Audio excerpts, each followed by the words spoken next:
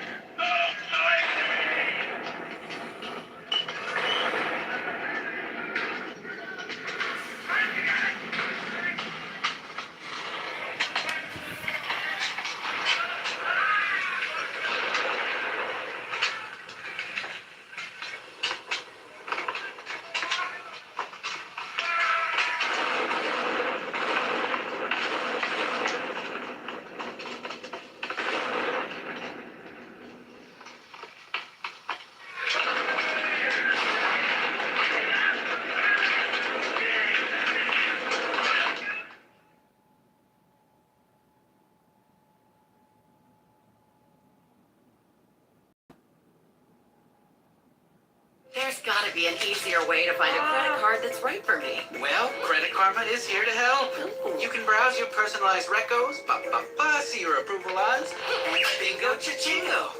Find a credit card that's right for you with Intuit Credit Karma. Parakeet and Tiny Pink Cat sold separately.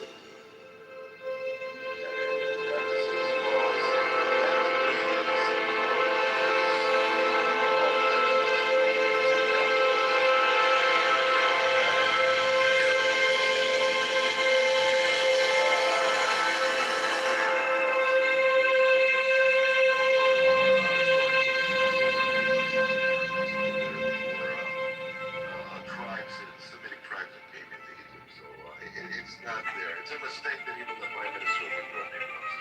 But it's a they have different tiers of pyramids. Yeah, you just think now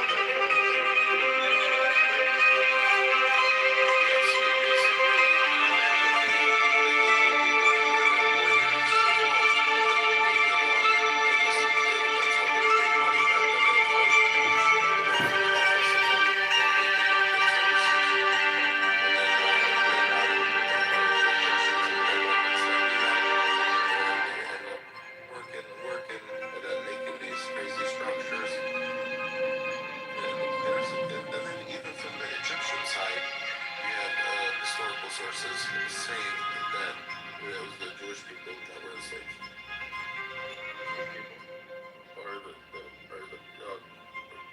The people that Moses brought out of there to the promised land. I understand you're a believer. Yeah, I don't know. I look at also from the historical part as well, because it's something I believe with the atheists as well. Is there a religion that you believe in? Are you Jewish? I'd say so. Wait a minute. So you're Jewish, but you're an atheist. But I might be a Christian, but I'm defending the Torah. I find it hard to believe. Okay, can you tell me, does the Torah say to put a stack of wad of bills near your ear? Can you explain to a naive guy like me what that is? It's a conversation starter. Obviously, and I know you mean to provoke, and by me engaging in this at all, I'm pretty much falling into your hands. But the world doesn't really needs, the world needs as many anti-Semitic tropes as there. You're doing a really good job, I guess. So go on with it, because there isn't enough. There will never be enough anti-Semite tropes like yourself. Go ahead. I just would like to know, how does it feel to carry on this kind of hate? I personally I don't hate.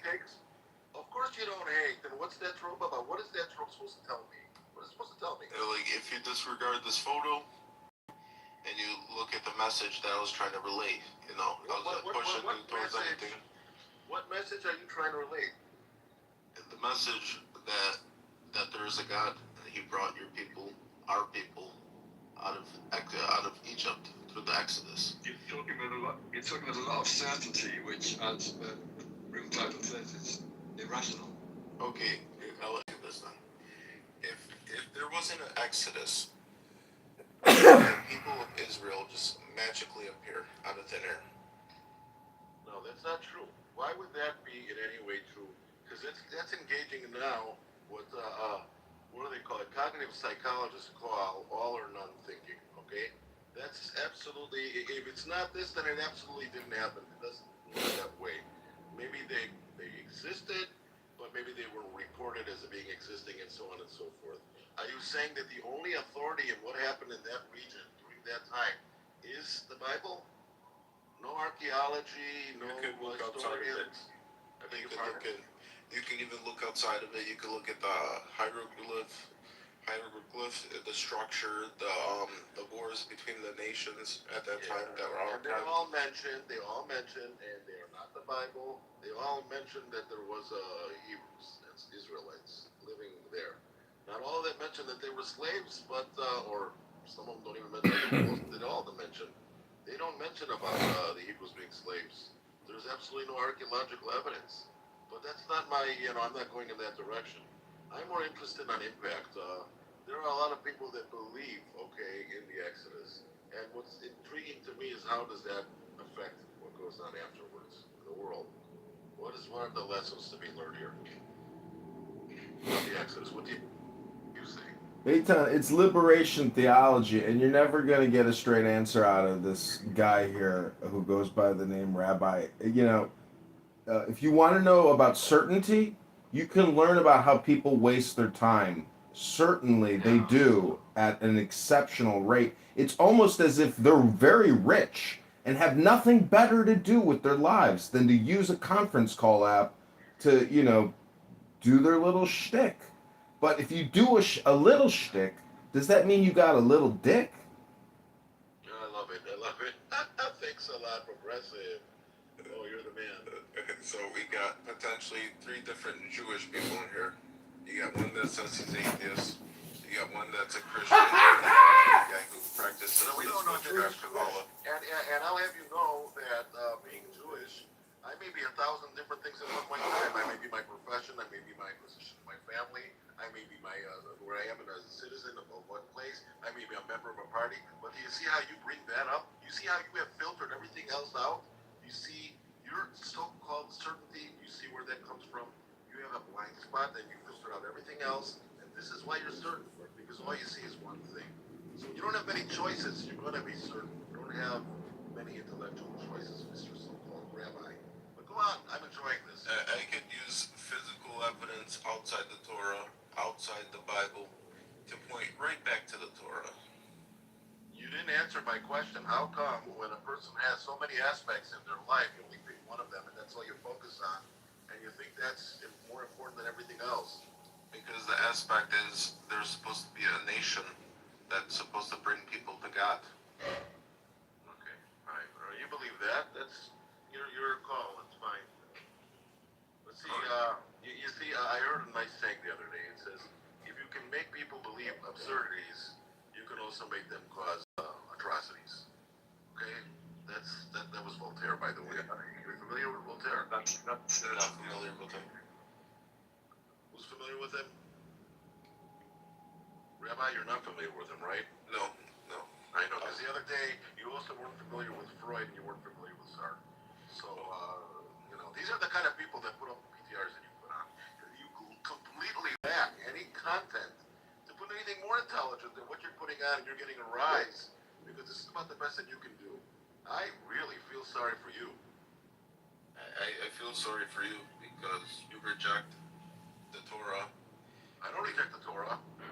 I just don't believe it was divinely inspired. But I think I know quite a bit more Torah than you know, a little Sonny Dwayne. I think I know the actual language that it's written in. Which, by the way, everybody who wants to study anything, if you want to study the New Testament, you should really study ancient Greek. And if you want to study Torah, you really should study biblical Hebrew.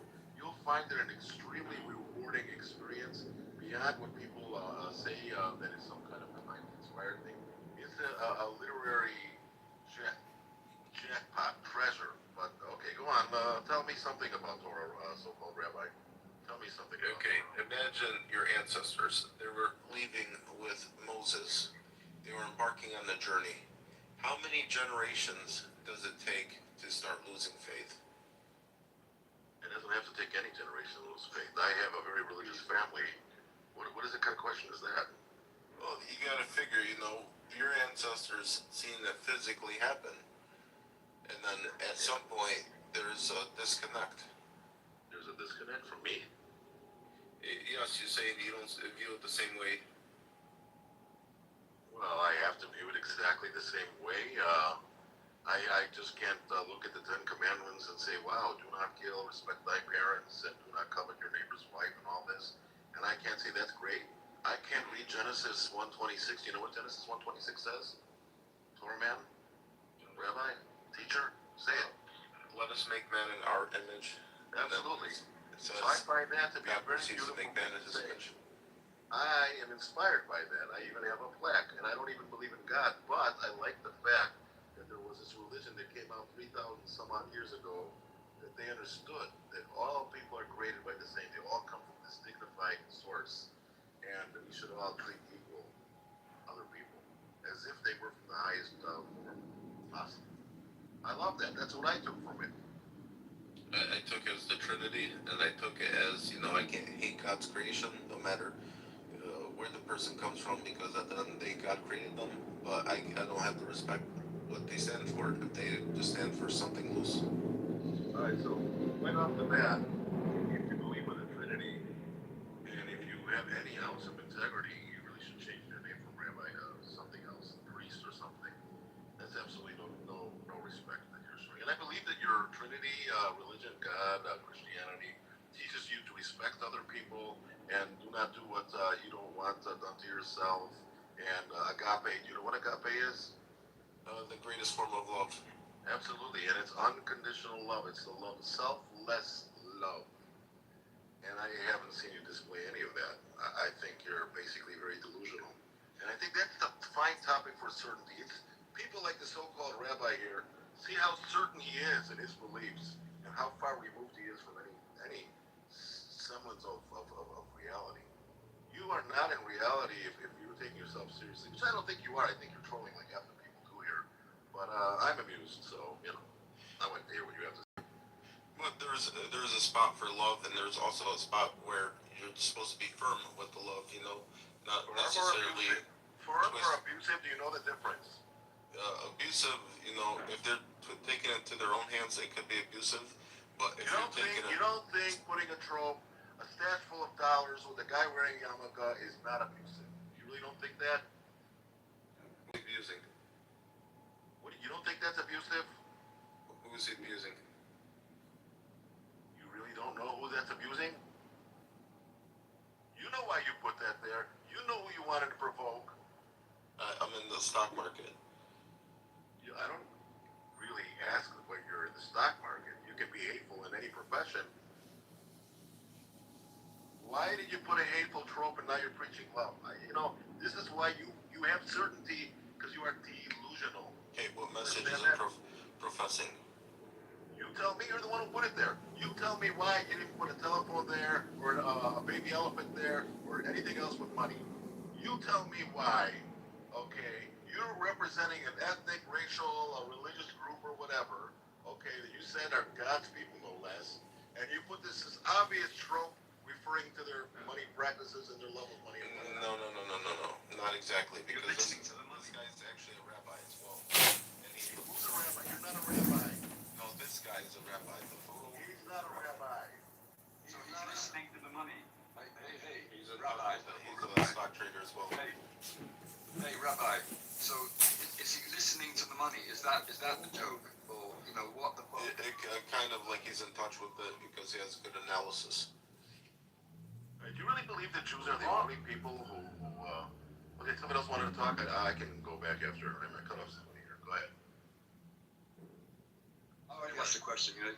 Is it I keep listening to them? I mean, I'd rather change the subject. I mean, I've got to think All right, about we'll it. change the subject, but I see this anti-Semitic jerk in every room with a different anti-Semitic trope every freaking time. I have I the agree. means right now. I can throw you out like a motherfucker, but I won't. Listen, if you want me to take down this photo, I'll take it down. What? But the last time we had the other photo, I took that down out of respect for you. You're gonna do great. You're gonna remove the symptoms. But what about the effing fucking disease, motherfucker? What You're disease? diseased. You are diseased. You don't get it. So I got rid of the other photo that you wanted, and I didn't post it up. See, you see what I'm saying? You put it down because I wanted to. You're not spiritual enough not to want to put it up yourself. Okay? No, out of respect, If you want me to take this down, I'll take this down. I'm not like that guy.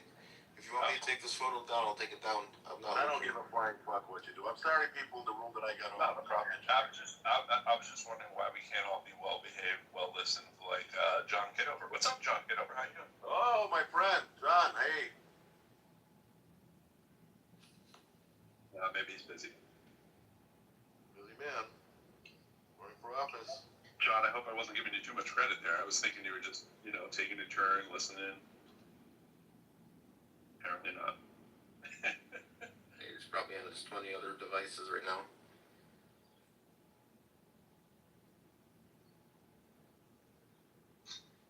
People down there. I see you guys. I could point towards physical evidence that points right to the Torah. I'd like to hear this one. If the people in the room don't mind, I'm sorry I went off on a tangent here. I think people want to talk about something else, but people are okay with this. If you want me to change the photo, I'll change it. I don't give a flying fuck what you do. Don't you understand Then why that? did you get mad? Because because you don't know what you're doing. It's frustrating being in a world of incoherence. They drive cars, they vote, and they serve in the army. Okay, that's scary that there are incoherents like yourself. Okay, this room is about certainty, and I'm sure you are certain about your beliefs. So whatever. That's just our world. What are we gonna do? Okay, go on. Say what you want to say. There is physical facts that points towards a divine creation, divine creator, and it all points back to the Torah every single time. Can I interrupt you? Can I interrupt you for just a second? If you just change the modifier for creator. Are you saying that there's room for a creator that's not divine? Then they wouldn't be divine. Right. That's kind of my point. So could there be a creator that is not divine? I mean, there could be a creator, but not, they'll be operating under the authority of the divine creator or in the reality of the divine creator. So you're saying there can't be creation unless there's divinity somewhere behind that chain? Like, for example, we live in a reality that the divine creator created, and we only have I just want to say that you believe that. You're speaking with certainty, but let's assume that we grant you that, right? So that there is a divinity out there behind creation. If that were the case, if there was some, do you have any concept for where that divinity came to be divine? Well, it doesn't rely off of creation to exist. It existed before creation, and we exist in the creation. How do you suppose, as a confident person, that came to be the case? Like, what mechanism would make the divine just be divine when it woke up on its first day of breathing? What would make them divine? Yeah. Because they're above creation. What does that mean? They existed before the creation, they exist after the creation. Okay. I guess what I'm asking you, how? How do you make sense of that in your head? Easy. If they can exist outside of creation before creation. Wait. The if is what I'm questioning. How do you suppose it is that they could just be divine before anything else is even created? Like, nobody created them, they are the first thing, right? Like, how did it get to be that they also, like, it's pretty incredible to also be the first thing, but to be the first thing and be, as you said, above this all. Like, what is granting that in your certain mind? Well, they're not contingent on anything else, and there's not a higher power. I understand. I know all the philosophy behind it. What I'm asking you, how do you make sense of that? It's simple. Without them, we wouldn't have what we have. Okay, that wasn't a how. You notice what I asked, right? You just gave a reason for why you think what you think makes sense. So you asked me a question, I give a reason. No, you didn't. It's a category error. I asked how. How do you make sense of that in your mind? Not like. How do I make a sense of it? All right. What mechanism would allow something that is the first thing to have this divinity property that you're speaking of? Like, it couldn't have been a magic wand tapped on the shoulder because there was nothing else to do it. But yet, the first, which should, and you keep using the word simple, which should be the most simple thing, you flipped that and you said the first thing should be the most complex and powerful and almighty, right? That's the part of the question. Can you have reaction without? I don't think I was waiting for you to ask me a question. I think I had asked you a question, right? And I just want to know where your certainty comes from. That this is a property. Reaction without cause. I just want to know, do you think that it's possible for something to be the first thing that has all the power, right? That we've never witnessed, by the way, but yet the first thing has this exclusive power of this divinity thing. You seem certain that that's the case, but you don't seem certain of how that could come into existence, right? I'm not. I'm just wondering where you get the certainty from that you can clarify. I get the certainty from the Torah, and then I check and I see the evidence, and I'm like, oh, So I just want to. wow, it's amazing.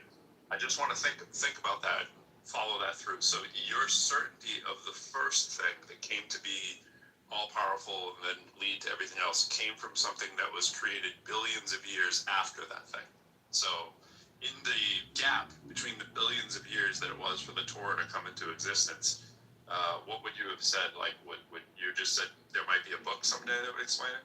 Like, that's weird, right? So we'd have to go off of physical evidence, things happening, things beyond our understanding, things that are okay. That's where I'm going to. So it would be beyond your understanding of how something could be the divine before anything else existed, because it's beyond mine too, and that's exactly why I'm not certain in it, and it's why I don't think it's a thing. I hope that makes sense. I can see where you're coming from. No doubt. comes down to, regardless of perception, regardless of everything, right, and opinion, there is physical facts that we can't really tap dance around. All like belief system, all like ideologies acknowledge certain things happened, and there is no negotiating it that it didn't happen. And that's what I'm going off of. Gotcha. What's up, John? You're saying that things, you believe these things because they're in the book. It's like this book, which, as Pro pointed out, was written by men, by people, billions of years after creation. That's very strange. I mean, it could be very strange, but then I believe it because of the crucifixion and resurrection of Jesus Christ of Nazareth. Which you believe because of a book. No, I believe because he died and resurrected, and then No. people. Well, were okay, pushing I the get that message you also. believe that. I Guys, get that you that believe message. that. But surely you must recognize the fact that the only reason you could believe that would be to first know about it. And the only knowing about it comes from a book written by people. And then you have to cross-examine it, check out the historical sources, otherwise it's just a book with no evidence. Yeah, and as Pro says, I mean, the probably the real thing. And I'll stop here. I'd like to talk with Ben too. Just quickly, Ben, are you in the U.S.? No, I'm on the plane. On the plane, okay. You're in internet. Yeah. All right. Better internet than I have, which is weird. Yeah, it's like the boat. Anyway, I think Pro's point, that somehow this weirdness. I mean, unless you happen to be, and maybe this should be my last question. Are you a person who believes that dinosaurs existed and rode on a boat with humans, 3,000 years ago? Well, the definition of dinosaur didn't exist in the scripture, but we see stuff like dragons, as for how they perceived it to be. It's probably like a language thing. For example, so you don't we might not really see. believe in dinosaurs, but whatever those things were, did they ride on a boat with beings a few thousand years ago? Well, Noah's Ark was pretty big. Okay, that's my answer. Thank you. It's irrational. That is really, definitely irrational. No, I'm thinking the Ice Age is taking the credit of the Great Flood. I took a trip from dinosaurs on a boat yesterday. I just wanted to update my PTR. I just want to say that I see there's many people on this stage that may not like me personally, and I just want to say that is proof there is a God. Because only through God can you create such variety, such dynamic personality. There's no other way. And so Not through evolution? What was that? Not through evolution. That's not a possibility. Well, of course that's a possibility. I'm just saying that in the now, mindfulness tells me to tell the haters in the room that you don't hate God. You actually are lazy. You don't like books anymore. Because I like you, John. Who hates you in this room? I'm being, see, there's some there's some people that hate I like me. both Johns in this room. I like John. I actually don't dislike John. I don't dislike Ben. I just dislike the way that Ben speaks. I don't think he speaks English. And what I'm saying is, if you waste all your time on this app talking and listening. I don't know that I actually hate anybody. But Yeah. I do think that John's a scumbag. Well, you might think I'm annoying. You might think I'm a scumbag, but nonetheless, I am a man. And just like Rabbi here, who I think is annoying, but yet sometimes he can be funny, he's still a human. And so we have to essentially come to the conclusion that these atheist rooms are boring brain rot rooms devoid of anything. Imagine going to an opera and watching an atheist opera. It would be so fucking boring. But if you went and you saw I thought of that. That's an interesting idea. So when you go to an opera, you think that it has a religious component simply because of maybe what the lyrics are that are on the sheet, meaning like if you went to watch a bunch of actors do a movie, I don't think you would think of it as necessarily like an atheist movie or a religious movie. If it was just, let's say, some like a western or something, that you know what I'm saying? Like, it's just weird that the actors are just acting, right? The singers are just singing. But that's an interesting topic. I've never thought of an atheist opera before. You've planted that in my head. Well, in defense of John, where would the opera get their morals from? How do you know they're not going to take a shower and they're not going to show up naked and they're not going to steal your money? Well, look at it this way. What is the difference between a philosophy book and a cookbook? I think atheist opera would be a great name for a rock band. I was thinking, do an atheist rap opera. Atheist opera is such a dope concept. I love that. Well, if you've ever seen the Ring Cycle, or what is it? I can't remember, Faust or whatever. My point is that it's like watching the Avengers versus walking into an atheist clown house room, which is nothing more than a put down room where people just put people down, and there's always a language barrier. Usually the person being put down doesn't speak American English. You have to be really observant to figure out what type of game people are playing here on this conference call out. Right. I shouldn't do that as much as I did that. Then I apologize if you've taken any offense to that. You're not speaking the actual English that we speak here in the United States, but I hope there's no offense taken. He doesn't even know what shag means.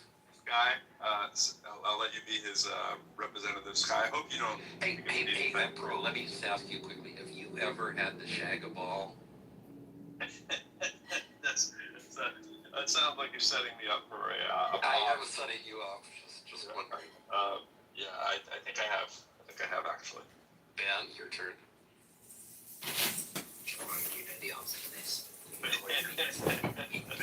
Oh, I know the English connotation on that too. So I was just thinking, like, since we speak the correct King's language over here, I think the answer is yes. I have shag ball.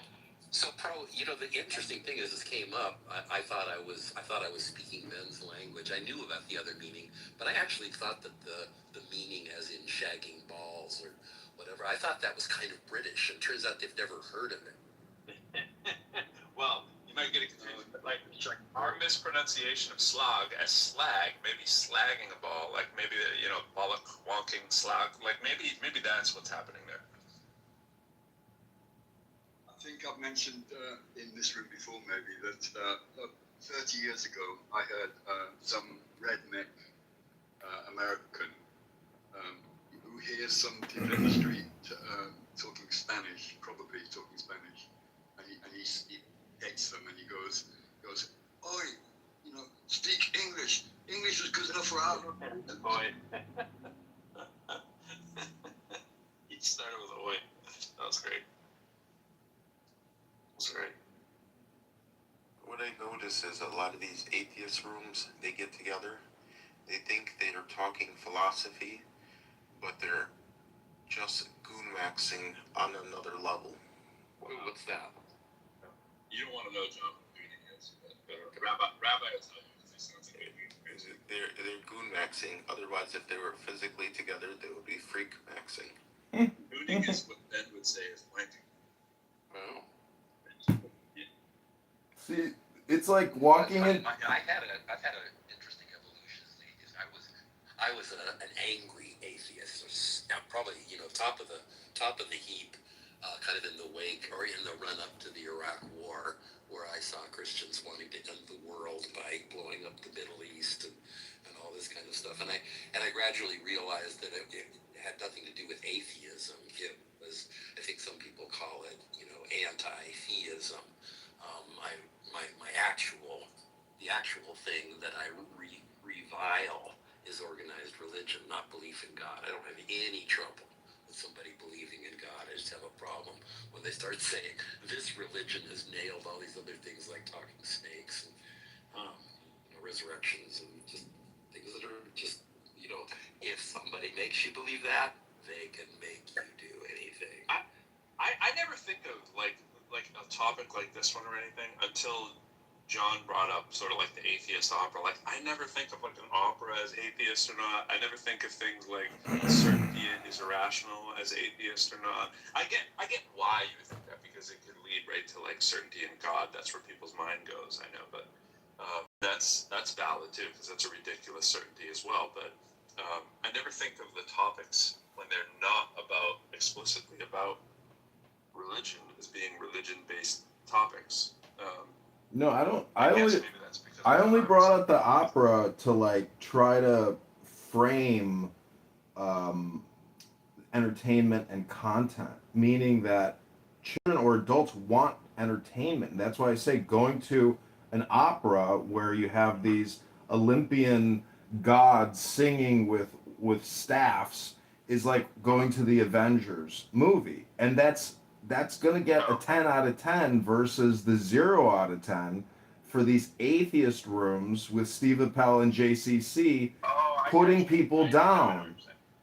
So you're saying that the atheist room's boring? Yes, extremely boring. But what I think that they think that they're doing is that the negation of God is like a Zen thing where it brings them into like a harmony kind of like frequency state of mind where they have a little bit of peace in their security bubble. And so what we're really doing is observing human behavior and the games we play with each other through language. So, John, are you a Christian? That's not a bad take, John. Well, it doesn't matter if I'm a flying pizza spaghetti monster, as Dawkins puts it. I like books, and I like information, and I like knowledge. And unfortunately, the atheists here who complain about the philosophy bros are the laziest fucking people you will ever meet. They don't read anything. Just over the past few days, I've read multiple books, and I've thoroughly enjoyed the experience.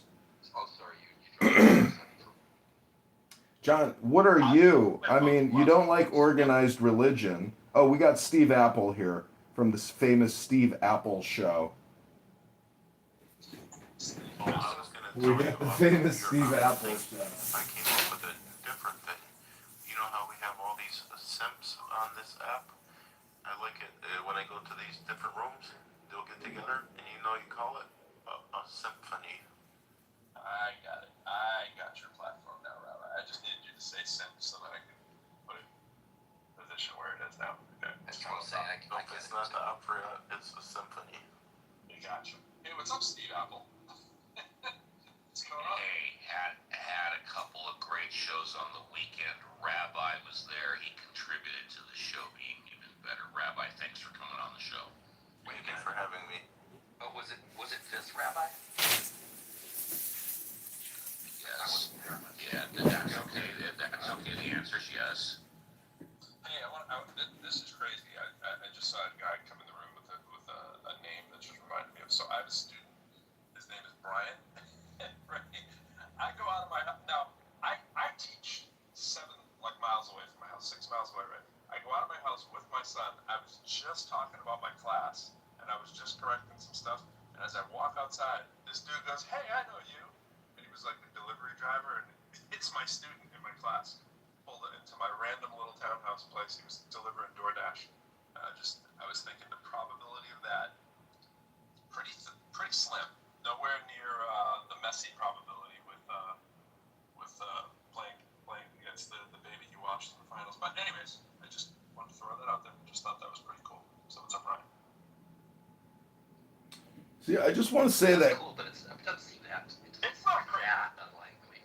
See, I saw some reports they were trying to say it's 1 in 58 billion, right, of the probability that Messi would be in the game, the final game. I was like, it seems like a stretch. I would like to look at that. Let's see what's the set of these interesting numbers they throw into this calculation. That's pretty fun. Listening to an audiobook and then discussing the complicated parts of the content, that's one way to have a conversation. Another way is to just have never-ending atheist shows that you call it's a show. But it's really just, it's boring people, lonely people, doing nothing, And I just gotta say, it's boring. You know, if you have 5 minutes on a stage, if you do vaudeville and you come to Clown House to do your vaudeville show and it's a conference call, well, if you don't even have a performance, you're boring and you're lazy and you're a bad performer. Hello? Steve, I'm not sure, but that might be towards you. Of course it's towards me, bro. Who else would it be towards? I thought he was talking about my bites of physics. I mean, a lot of rooms are boring. I know I've contributed to the boring level of a lot of rooms. I like boring. Like I don't have a problem with boring when I'm in a I want to be bored mood. Well, John broadcasts boring, right? John, you have a platform that sometimes can be pretty boring, but it's all subjective. But I mean, to your point about the Avengers, like I'll be the first one in line to see Spider-Man and Doctor Doom or whatever.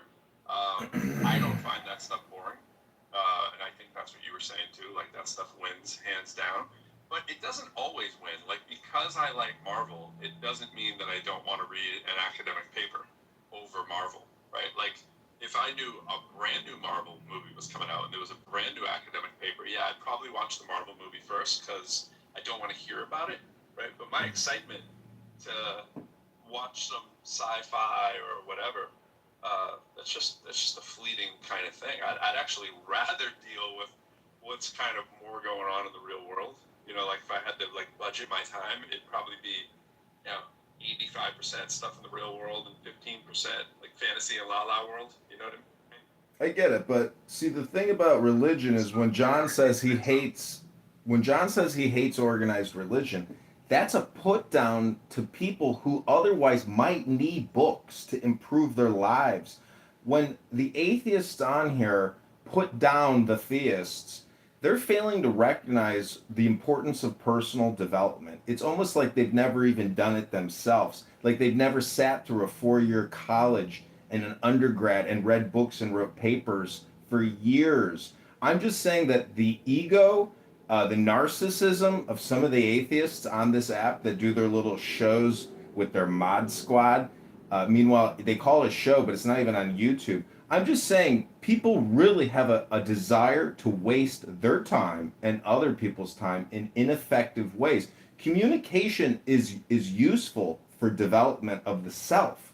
And so when people put down philosophy bros, well, you've never even read a philosophy book. Let's at least talk about one philosophy book. Maybe we could talk about Marcus Aurelius's Meditations.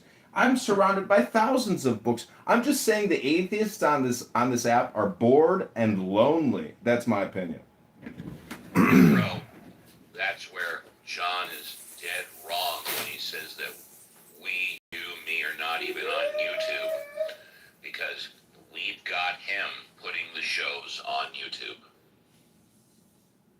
Oh, got you there. Like we're not wasting our time now. We've got somebody doing it for us. That's how unboring we are. And not paying a single red cent, completely doing it for free. When you talked about not doing self-development, I thought he was going to go on to talk about like Tony Robbins seminars and the like, not just books, because there's a huge difference right, between reading books, like any intellectual self-development, and then the emotional, physical, embodied self-development. Just want to throw that out there. So I was kind of surprised when you went to books rather than like seminars, or almost like Tony Robbins' seminar is almost like going to the church event. Analogous, yes. Yeah, maybe. But those things are the things for me that have made the shift. I'm not reading fucking books. Reading books I love doing on a particular topic. And I read the geekiest books you can imagine. John would attest. I crossed 22 slap the other day. And the book. But the actual shifts that happen at things like T. Harv Eker or Tony Robbins events, for me anyway. And normally there has to be like a handshake or an agreement or some type of consideration to make somebody an indentured servant or a slave. But here we have him doing it completely for free with no expectation of any remuneration. It's fucking beautiful.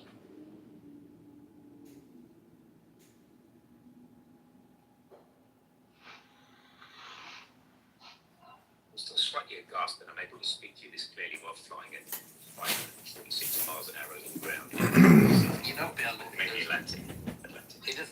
there's a line of sight thing going on that you just can't beat being in a plane for.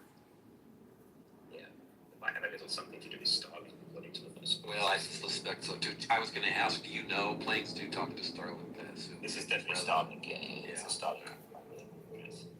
180, 200 meg down and about 40 up. Well, let me ask you one more a question before I probably get kicked by Steve Apple or Ben or somebody else. A lot of the books that I read, it talks about the divine will, the cosmic will, the universal will, which is like saying willpower.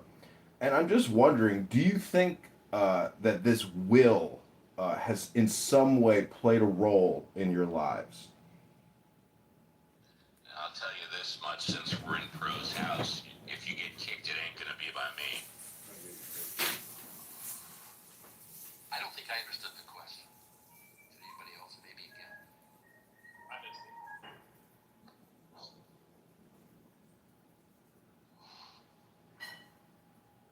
I think it's about that will. I think it's about that will I am doing in his power soul.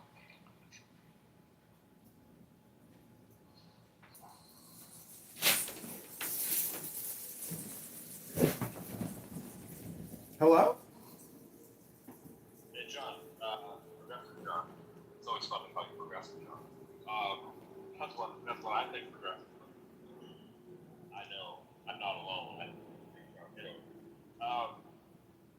don't think anybody clarified. Well, I don't think anybody clarified that. I'm actually progressive. Shit, bro. I'm a progressive liberal. And what's ironic is I'm actually more progressive than any of the supposed progressives or the pluralist liberal Democrats because they don't even understand that we can't separate state and economy. But the Democrats will never ever shut down the Federal Reserve or the unlimited borrowing and spending facility that we have. So I'm actually more progressive than the supposed social ideological progressives on this app. I'm willing to go all the way and have a real economy. Just like I'm more conservative than most Republicans. I mean, I'm trying to be a little dynamic, and funny, but I think what I'm saying actually is kind of truthful in the critique of the progressive liberal Democrats because ultimately we're going to have to come to terms of agreement on what the economy is. And to me, a pizza shop at a profit, it costs you 50 cents to make the slice, you sell it for $2.50. If we don't have that as the basis of our economy, we have a Zimbabwe hyperinflation type of situation. And already we're paying 1.2 trillion a year in national interest expenses just at the federal level, and then all the states are engaged in the same type of borrowing and spending. So the baby boomers and the greatest generation have depleted the treasury, tenfold over.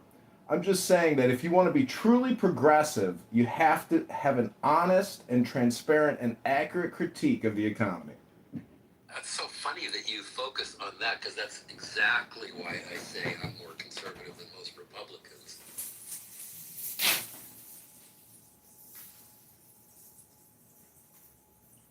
I say there are no shouldn't. Is that we shouldn't have the kind of national debt we have. I became Ronald Reagan was the guy who set my pants on fire. No, my hair on fire over that. And it's only been worse since. I don't know, John. I mean, I say this all the time. I don't know if you're aware of the fact that every single Republican administration over the last half century, the annual deficit has been more than the one inherited by that president. While It's hard to pay off the national debt when you ship all the jobs to China. Hold on. While every single year of every single Democratic administration, the deficit has been less than the one that was inherited. If we had had that kind of, and we did, if we just stopped with Clinton, right? But if we had just had that kind of thing for 50 years, we'd have a surplus of God knows how many trillions of dollars. Of course, you wouldn't do that because you'd spend that money elsewhere. It's a good idea to run a 2 or 3% deficit. That's what we did after World War II. Ronald Reagan opened the floodgates, and we are where we are exclusively because of the Republican Party. Bro, did you say there are conservative Republicans? Is that what you said? No, I said exactly the same thing that John just said yesterday in a room multiple times. And my point was that there are no conservative policies anymore. They've been hijacked, or they've actually been encompassed by a lot of progressive policies, ironically. Anything that would have served to be something outside of, let's say, religion, that is a conservative talking point, is like gone in a poof. I suppose the closest thing you can say is trying to lower taxes. But I don't think progressives are against lowering taxes for some people and in some situations, right? It's just that you're trying to raise them for people that never pay them, right? Yeah, and my hero is Jerry Brown. He came into California. He said, here's a bunch of stuff I want to do, but we're only going to do it if you vote to raise taxes to pay for it. Well, see, that's the problem. I don't know why he's a hero to you. That's big government, big spending. It's not conservative. There are conservative principles in action today. You're witnessing them. The forcible removal of illegal alien residents that are breaking our laws. That's very conservative and very heart-wrenching and hard to watch. And I don't personally like seeing a father of 3 who's busting his ass be forcibly detained, removed, or even killed. So, I mean, I've seen a new HR bill that was being floated, and it's about amnesty. I've often thought that blanket amnesty, Send the link. as well, it's on X. I can get you the link. It's also, securing the border and starting over and saying, okay, you're here. Well, guess what? You can have citizenship, but you're going to have to pay for it, and you're going to have to prove your loyalty. Some type of litmus test, because this forcible removal it's tearing the country apart emotionally, ethically, moralistically. It's a very difficult thing to do. But also on the flip side of that, when people criticize law enforcement to a very high degree and even call for death threats, now we got a beef. Now we got a problem, because I'm going to side with the law enforcement, because that's a very difficult job to do, physically demanding. Your life is at risk. So to poo-poo a law enforcement officer doing a very difficult and dangerous job on behalf of our government, on behalf of his own duty and his own work. It's easy not to kill people, though, especially ones that aren't posing a threat. They are. I don't think that's the difficult part of the job. But I do agree with you. But I think the difference is a conservative policy is not saying you're going to tighten the borders. That is a modern phenomenon. Everybody, we go back to, let's say, the framers of the Constitution, whatever you want to do, they all recognize, I mean, we built the country on immigration, right? It's just that it's been hijacked by xenophobia. And the brand that you're talking about of conservatism is like xenophobia, racism, those kind of things, find a scapegoat, right? That wasn't, I mean, we've always had a buffer to fix our economy based on, Dave Rosero says, like, we've always used immigration policy as a way to improve the economy, right? So it's like, that doesn't seem, if conservatives are the fiscally responsible people, it doesn't seem that the choice that you would use is something that actually hurts our GDP, which would be, to have 2 tight borders. Of course, you have to have some border control, but in the spirit of the Constitution, that would be what a conservative would be for. They would be for immigration. In fact, our story from colonial era, it was always about expanding borders. So growing through cultural exchange, if not in an awful way, appropriation. But look at the outcome. If you're going to talk about one most culturally diverse countries in the world. It's America, not because we're a country run by white men, but because of the hard work of other people. So scapegoating. Are we just moving to the worst impulses because we want to be fans of Elon? The issue is, I think there's a great point. There's, the Laffer curve. There's such a thing as too much taxation. That's not a real thing. There's such a thing as too much immigration. There's This such is a how thing you get Reaganomics. I don't buy it. It's been bullshit. It's been bullshit. It's been bullshit and debunked. It's been bullshit and debunked for decades. Don't pull that shit in here, please. So No Laffer curve. taxation. So if Labor markets. Look at labor markets. Talk labor markets if you're talking immigration. If you want to talk about anything intelligent, talk labor markets and tell me. Okay, so Bye. to answer this question then, if it's so debunked and Look at the CEOs of these tech companies. Are they American born? Are they American born? Why not tax at 100%? If more taxation is better, then why That's not ridiculous. tax at 100%. That's just ridiculous. Exactly. Because what you're saying is ridiculous and it's not anything anybody contended. Nobody said 100% tax. It's just ridiculous. Imagine if they said if oxygen is good, why not breathe 100% taxation oxygen? can hurt economic growth, can hurt capital investment, can hurt They savings. all have oxygen tanks on all day long. And they actually, since nitrogen is good, all So have to say- nitrogen tanks. Like, To say that the Laffer curve has been debunked, flies in the face of reality. Because Conservative it's such economics, taxation. where it trickles down economics has created the inequality. 9%. Why Are not inequalities worse than the Gilded Age? Why won't you comment on that? The economic inequality. Do you think it's a good thing? I'm saying. Why are you non sequitur after non sequitur? Can you talk about inequality? I'm talking about the notion. I'm talking about inequality. Trickle down Point of order, moderators. David is overspeaking Brian here, and now I'm overspeaking Brian. David, you're just over talking Brian here, sir. I'm a progressive liberal, David, and now you're overspeaking me. Moderators, do your job. Do your job, moderators. It's your karma. Work is karma. Karma is work. That's what you wanted to say. Work is karma. Karma's work. Profound.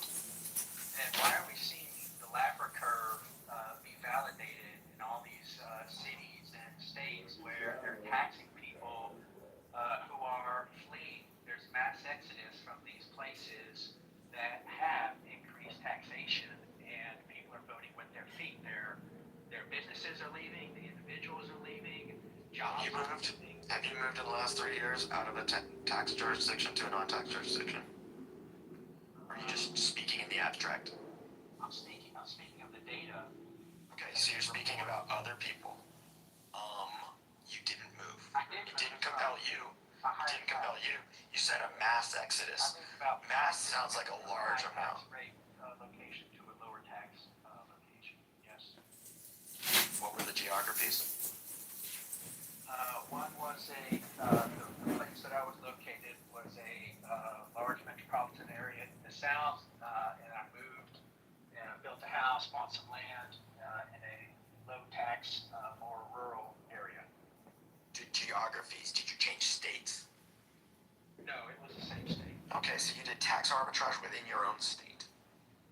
But the point For your own purposes. holds that people are fleeing these high tax locations. People. Just say you are. Just put your projection out there and label it your own. Thanks. Well, I did as well, but I'm saying there are numerous reports. I heard of your other projection. people Good doing that as job. well. Are you denying that it's happening? See, tax strategy is a certainty, and it's not irrational. If you lived in New York or California and you fled to Miami and you built a $1 billion tower like Ken Griffin, well, that's a certainty, not an uncertainty. Let's talk about the illiquidity because of Tax Strategies from Tax Strategy Advisors LLC is here to help you achieve ultimate premium tax strategic solutions. Are you sick of paying taxes? Well, we've got a package for you. It's $39,995 a month, and we can help you completely eliminate taxes. It's affordability. Because certainty is irrational. Change my mind. Why would I want to pay more taxes? Yeah, that's pretty well known. save money, do what Pretty you well need. known. Right. This is a NIMBY. Certain It's areas, pretty normal that everybody else deal with their own what are you problems. I dealt with You're mine. prioritizing leaving these high tax, job-killing policies and locations, then save your money, do without some things, vacations or new cars or things like that, then move and you have enough money. So your answer is wag the finger. You That's like policy. You like Dave Good, good policy. You like Dave Ramsey, right, Brian? I like Dave Ramsey. I don't really follow him. I know of him. I don't know that I could give an educated opinion on him. I mean, his whole thing's about debt, right, and how not to be in debt. His whole thing is, just eat rice and beans for 4 years. You'll never have debt. You'll be perfectly fine, right? But it's like, real life happens sometimes when you're eating rice and beans. Like, in real life. When you have to decide whether you're going to eat or go to the doctor or get your car fixed or fix the leak in your house. Well, fixing the leak That's in the not a house, function. That's not a function of just that's saving a high priority. Caleb, from a Jewish perspective, what does the Torah tell us about priorities of spending? We don't have time. We don't have time for your silliness this morning. It's not silliness. I mean, the Torah has a lot of information in it, and I think you're smart enough to quickly give us a ChatGPT type summary response to that query of what Money does the money is a tool. Wealth is a tool, right, to sustain a society and to sustain oneself. There has to be a balance between those two things. Well, wait a minute, John. You're smart enough to give us a chat GPT answer as well. What's the problem? Why don't you do it? Well, the Torah deals with the law, and the law of capitalism is Why would I be willing to bet $1,000 you're not reading from ChatGPT right now? Oh, I thought you were complimenting me in the same way that I was complimenting Caleb. Answer. I don't use ChatGPT, faggot, retard, Well, then retard, why are faggot. you asking someone else to use it if you don't use it yourself? I wasn't asking Caleb to use it. I was saying that he's smart enough. Actually, that's exactly what you asked. No. Caleb, did I ask you to give me a ChatGPT, or did I compliment you and say you're smart enough to give me a summary type response as if you were ChatGPT? Steve, you're not only blind. I heard the second thing, but nevertheless, we're having a side conversation without the mental manipulation. Continue your side. Go ahead, continue. No. It's just I was talking to Brian, and John here wants to talk about mental hypnotic communication. So I was asking you about Torah. I love Torah. I love it. I love the information in the Torah. See, when atheists waste all their time here putting people down all day long, they skip over the Torah, which is a lot of information. And Steve is a Jew, though an atheist. He's a Jew, which means he's a Zionist. And the truth is, Steve is blind, and he's going deaf. Hello?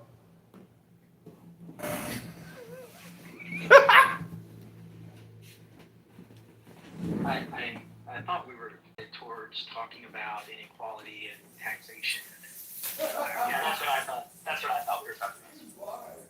So, I mean, I know there's a big push for economic equality or equal outcomes. The whole derision of economic inequality, and I see where in some economists' minds it matters, but I think in the market that we have today with global access to shipping and product movement and all the interconnections that we have from continent to continent, it's less of an issue. So if a company can go international through the internet or through shipping or continent to continent, that's, I think, the explanation that the rich are getting richer at maybe a faster rate than the lower class is getting wealthier, because people at the high end now have access to China, to India, to Europe, to Asia, to South America, whereas why can't the rest of us have access if it's really like a flat open environment? Why can't there? You're only underlining the inequality point. You're just saying inequality is okay.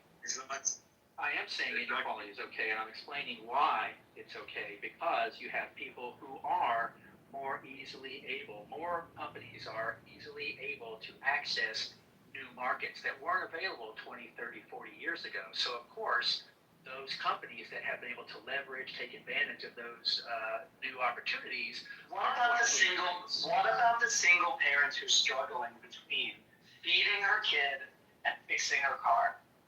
Well, that's a whole different situation. Well, that's what we're talking about. We're not talking about the differences between small businesses and corporations. And what we're talking about is the inequality, the non-equity of the system that you're describing right now, right? Which just says, yeah, some people have different access.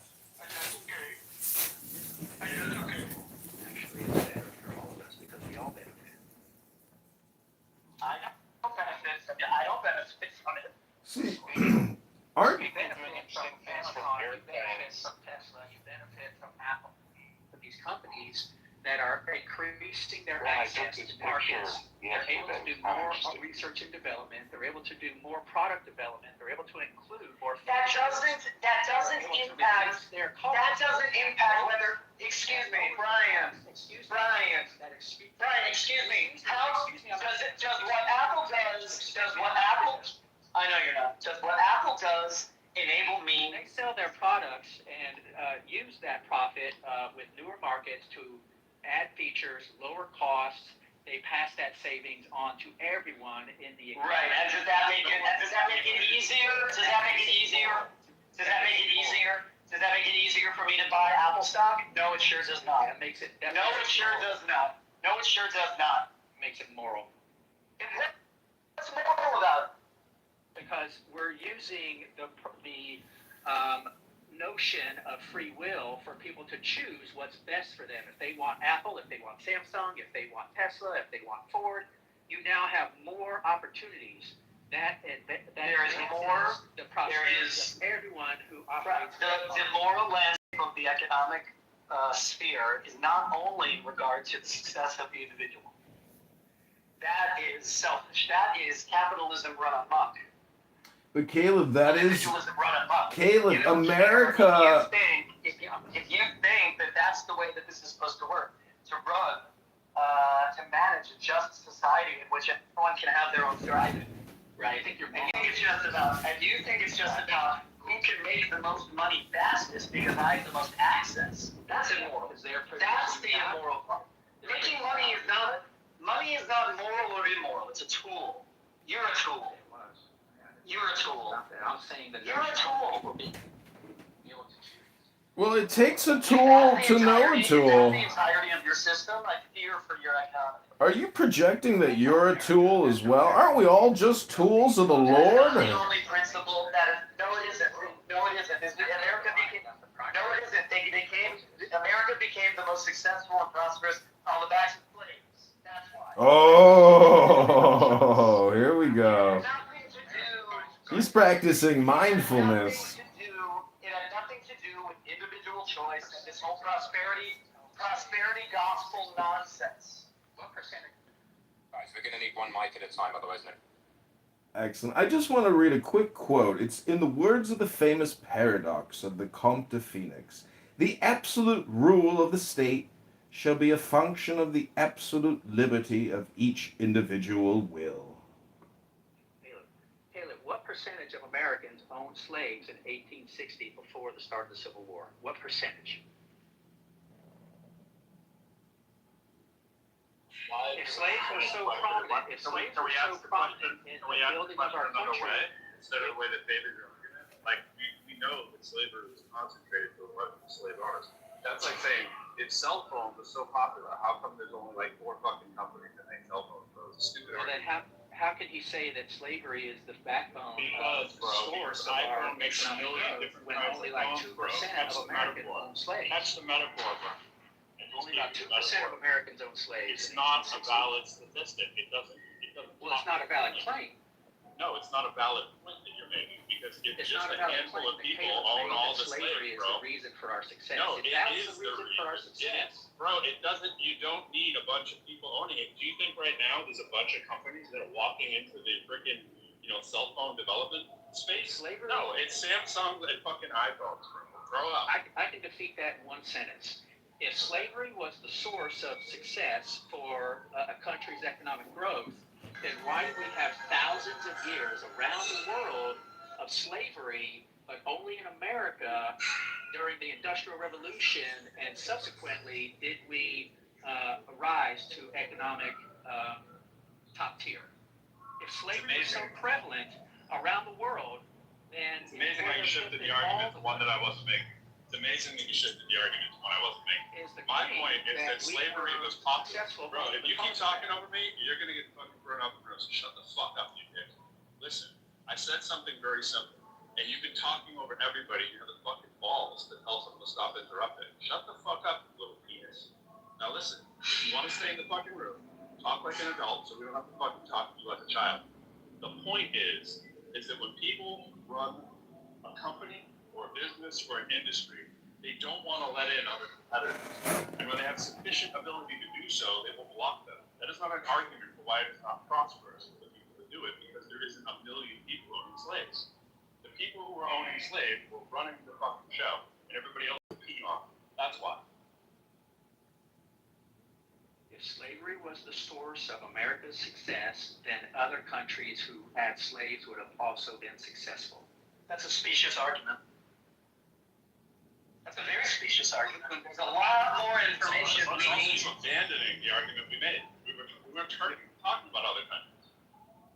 Yeah, and other countries did the whole sort of empty continent, so-called empty continent to expand into. I mean, it's a completely different situation.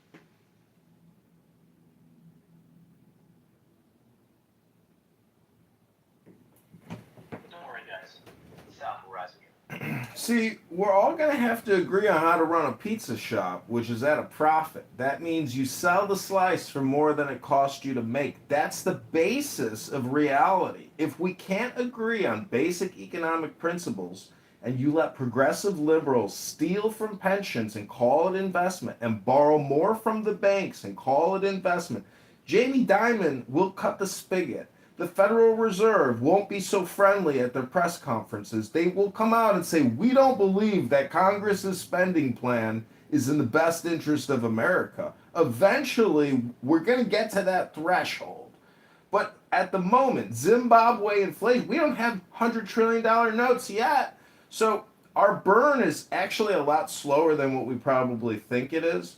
And if we live in both states, which is the binary, not the non-binary, if we believe in socialism and community investment, but we also believe in capitalism and development and for-profit, we're going to have to live in both states, apparently. But I would just say it's possible that some people, see, if life is just a bell-shaped curve and you want to tax the right side and inflate the left side in the middle, you're going to have conflict and friction. And our system is arranged to protect that right wing of the bell-shaped curve, which is low taxation, and they get to keep the hundreds of billions or trillions. But it's a global economy, meaning that when we think about just taxing Americans, Europeans as well have profited so much from American industry and American financial capital, especially defense manufacturers. Because when you look at the org charts, it's not just American corps, it's the global corps that are feasting at the trough of America. I am complete. Hello? Good. You are very complete. It's not an economy for everybody. It's not an economy that works for everybody. That's the point. We need an economy that works for everybody. Describe an economy that works for everybody. Where everybody can have one job, where the normal, right? The baseline is you can have a job, you can get health insurance, you can make a living, and have a family. That's our system Right. now. No, it is not. And it's led us to the greatest prosperity in the history of the world. Oh, fuck you, you Republicans, fucking fundamentalists. Go look at the homelessness crisis in this country. Go look at the homelessness crisis in this country. Go look at affordability. No, Go look at people trying to. No, you're not. Listen. Go look at this. Go look at people struggling. Just look at it. Go look at it. Just look at it. Would you look at it? Look at it. Just look at it. Look at that. Look at that. Just look at that. Look at it. Look at it. Just look at it. Look at it. Fucking rid of this guy, John. You think because the stock market are at record numbers that means that's prosperity for everybody? What a fucking joke! Prosperity for some, not for all. Don't we want people to be able to live lives of value and thrive? Don't we want that? This Like is Cuba or the Soviet Union, for example. No, I didn't say any other countries. Okay, so Fucking try the system. Hey Brian! Quit with your Red Scare, anti-communist, anti-socialist nonsense. Hey Brian, I was talking. If you can't hold your tongue, maybe this isn't the room for you. You interrupted the other guy, right? Just look at it. Just look at it. Look at it. Now, Brian, if you're going to be ready to be done with your Red Scare, anti-communist, anti-socialist bullshit, and if you're going to be ready to ignore the crony socialism that exists amongst the people that you think are so great at making this country prosperous, the fucking trickle-down hasn't worked. Oh, industry creates jobs and prosperity. Yeah, right. Fuck off. No, it doesn't. Is the Soviet Union a better example of a system you would have? Soviet Union doesn't even Excuse me, Brian. You're the only one who has mentioned other countries. Not me. I'm asking you to name a system. No, this is your tactic, Brian. This is your tactic to avoid. Just name a country. Hey, Brian, quit being such a dick and listen to what you're doing. You're switching the conversation now. What Brian is doing is, hey, I don't want to answer Caleb's question. I'm not even asking a question. I don't want to respond to anything Caleb says, but what I am going to do is I'm going to say Russia and Soviet Union and Cuba to scare you. Because those are scary words. Socialist words, communist words. I'm so thrilled. See, this is real vaudeville, Steve. See the variety show that Pro is able to put together, Steve. Take note on production value and the guests, Steve. You're gonna have to get guys like Caleb who are a little more theatrical, can provide better content for your show, Uncle Steve. Hello? It happened in these socialist countries. Did that not happen in your world? When did I say socialism was better? Well, name a country. Name a country that's better than America. See, Norway's actually better than America because they took their $300 billion and turned it into $3 trillion by investing in the stock market. If America would have just taken the $100 trillion and put it in the stock market, we'd have, $100 trillion. He just wants to play finance. So it's like, let's look at a country that doesn't actually have a net negative like us. Let's just look them up. Like Scandinavia is a capitalist country. Yeah, that's cool. And the Middle East countries. Now, is your thing that you just have a hard on for capitalism? If you just have a hard on capitalism, just say so. That's cool. There's a lot. I love laissez-faire capitalism. I would love to go open a pizza restaurant with absolutely no intervention by the state. I don't want the state knocking on my pizza store saying, "Hey, come in. We got to check for cockroaches and rat droppings." No, stay out. I don't want you looking at my kitchen. Leave me alone. And I don't want to fill out all that paperwork every year. And when I go to the airport, I don't want to have my shoes taken off and my bags x-rayed and my balls touched and my fingers swabbed and my facial recognition ID photographed. I'm good, guys. Hello? It just kind of depends on who you want. Like, I heard somebody saying, I think it was Neil deGrasse Tyson the other day. He's talking about this area where people live. I didn't think my mic works. Deer getting in the middle of the road and people were dying, big accidents, insurance premiums, all that kind of stuff. And then one of the actual proposals was to release more natural predators of the deer into the environment. So small mountain cats, right, were brought in to actually alleviate the problem. Now, the debate was, do you want the government to have to claim responsibility. And the government did not want that. In other words, if there is a government issue that we brought in the cats, now the government is liable versus nature being liable if it's just, well, you know, the deer just killed off some people. Because, of course, a cougar is going to kill little Bobby in the backyard every now and then. And so it just depends where you want your death. But when they did the math, there was less death when you brought in the predator cats. Like, in other words, an acceptable amount of babies would die, right? Because it was way lower than the amount of people that would actually die due to deer on the highway. And a lot of this is just what you like better, right? And if a system can protect itself through legality, which is the part, Brian, that you're missing, which, I mean, maybe you're aware of it, but it's like when you just say, you know, survival of the fittest, which is kind of what you're arguing. Hey, you get big, and you reap the rewards and spoils. And it just sucks to be everybody else who's not as fit, so fuck them, right? If your real plan is fuck them, just say it, right? But most of us are a little bit more humane. Okay, that's cool, but you've been leaning in towards that, right? And that's why we've been saying you sound like a dick. Because you're just doing this absolutist kind of thing. See, Brian, don't worry. I'm not with Pro here. He's doing his put down thing on you, Brian. And, you know, I think you've been over talked. You have a very nice, subtle voice, and you've said nothing controversial.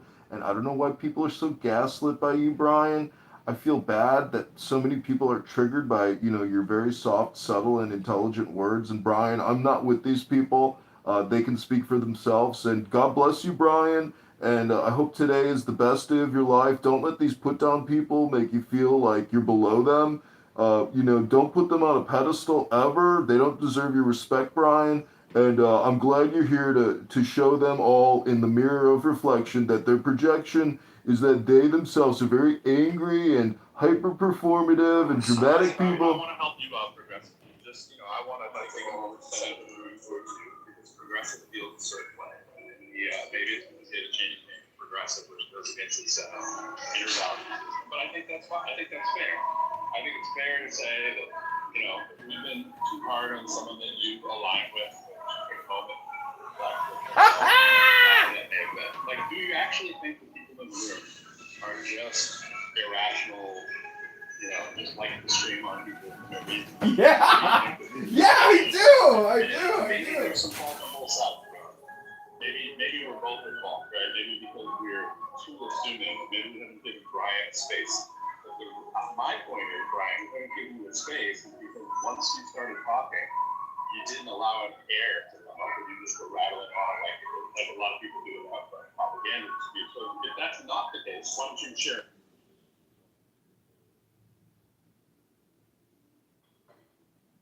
Yeah, we're going back and forth. I was going back and forth with Caleb and with you to some degree, and I just asked some simple questions. If there is a system that is better, describe it and give me an example of where that system you're proposing has worked or something as close to it as possible so that we can compare and contrast.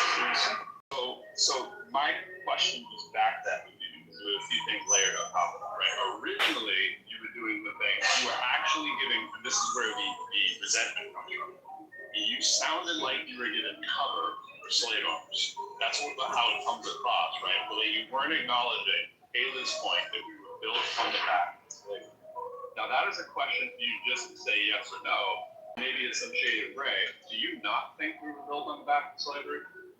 I do not. Okay. And why do you not think that we were built on the back of slavery? Okay, good. That's a nice perspective. Why do you think we weren't built on the back of slavery? Because the more industrious, prosperous portions of our economy were in the north. The south was predominantly, you know, the location for a lot of the plantations for slavery. Those were limited to labor industries like cotton or farming, right? So if slavery was the linchpin, the foundation, right, for our prosperity, then it seems that other countries that also I'm not sure why you're leaving go to other countries. Yeah, why are you going to other countries?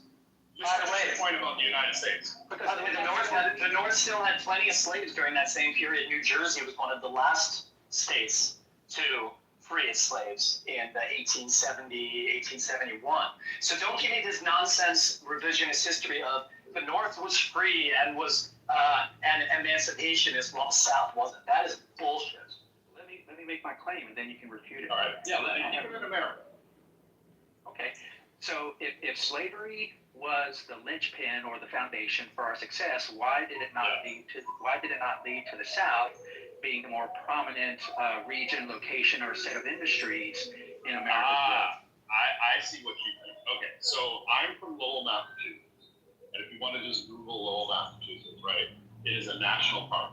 It's a national park because the obscene profits that Lowell, Massachusetts made in the textile industry off the back of hydroelectric power, which is learned from Francis Cabot Lowell, who went in and basically memorized how the mills were working in England, right? So he stole that technology, came here and said, because we have this profitable industry of slavery, taking cotton to manufacture textiles, we will become the dominant player, which is what we did.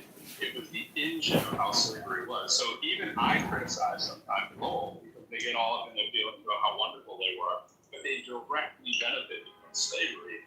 And you can do the sort of illusionist act that you might be doing. You might not be aware, but that's where the profit comes from, bro, in the Northeast. It was places running off textile mills as the large economic expansion that made use of the cotton. So yes, if you're saying that the peons in the system were just, somebody who had a garden variety amount of 10 slaves down in the South, or somebody that owned a couple farms. Yeah, I agree. Compared to the wealthy owners of industry in the Northeast, where there was also a huge women pregnant. And they're not in Aslan, but aside from that. Yeah, but the Africans will come in and have 8 kids with these Chinese women, which the Chinese men are so tough that they won't. Aside from that, the Japanese and Koreans. Azra, some people say you can't learn anything on this app, but Azra, He finished this as a unique perspective. Azra is spitting facts. Who's talking in the background? Azra is spitting facts. So, people don't understand. The Chinese economy is tied to its housing market. And people really look at the outside perspective, but they're not looking at the microeconomics. Whereas 70% of China's economy is based on its housing. And have you ever heard of Evergrande? Evergrande is a corporation that has been around since the 90s, and their entire game is based on you buy a house before it's built. So basically, on paper, you would say, okay, I'm going to buy this apartment building. It's going to be completed by. It's called an investment, D. So let me land. So I'm going to get to the point because you can look it up. I'm going. Hold on. Watch all the buildings tipping over. Come on, guys, let him land. I'm not a He's been interrupted like 5 times in order to avoid the population from being able to mark their cars and have remember that the system would then follow them around. In order to prevent that, they were just renting cars from rental places. Yeah, in that particular video with that. I'm still going to say that America is the wealthiest nation. It begs the question I think Steve is asking. It's like, not just wealthy, what metric are you using that we're the best, we're the mightiest, we're the greatest, and all that kind of stuff? I think we have to acknowledge that we are in a deficit, and we can rattle off just as many countries as Steve did.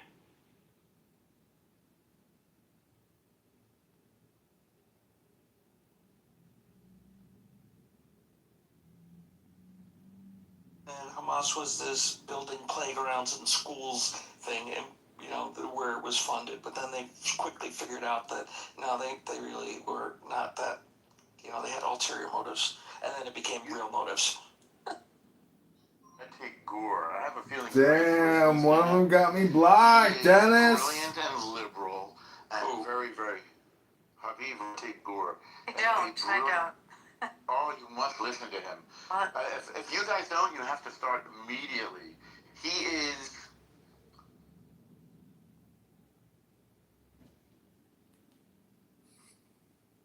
I didn't hear what he said. Anyone hear? He said he is.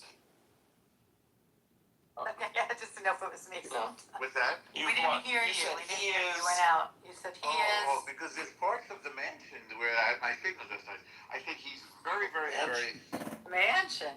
Wow. Shit.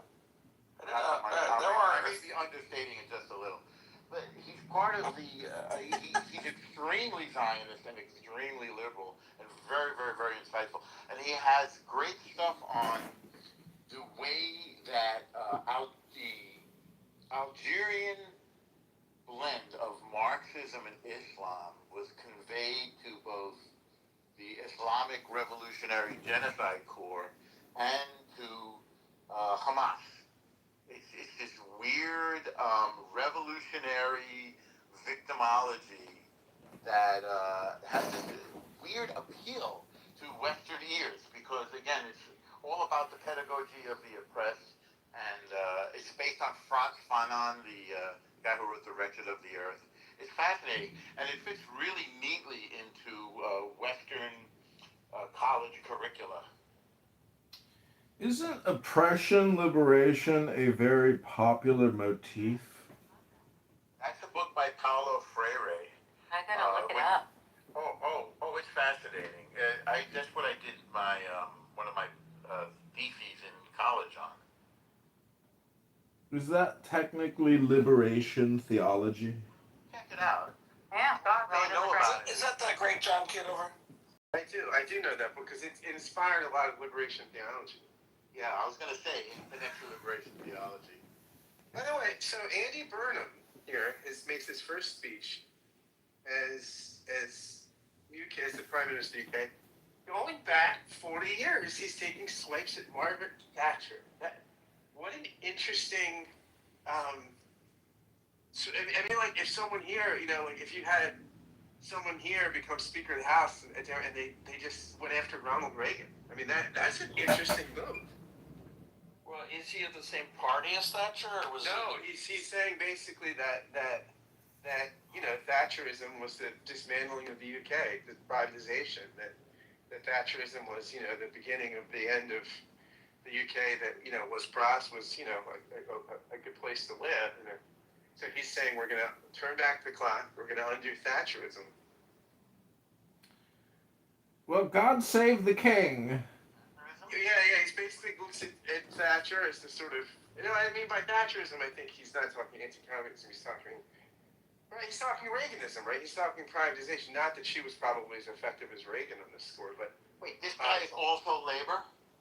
He's Labor, yeah. He's Labor. Boy. He's Labor. He just replaced. He's going to be Sir Keir Starmer. Yeah, Sir Starmer. I heard that guy was like the most boring person on earth.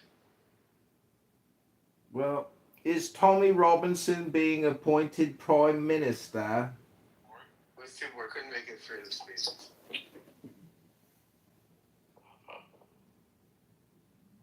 How you doing? That is the great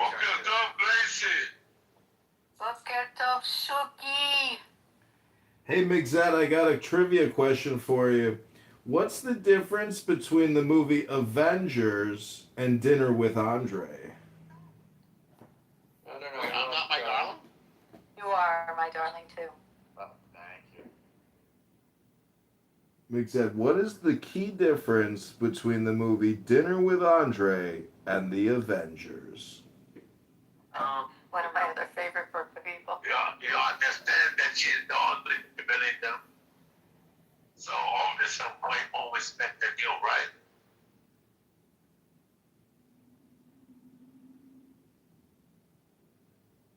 What are you saying? He's saying that he's sitting in a truck, making a load, depositing some inventory.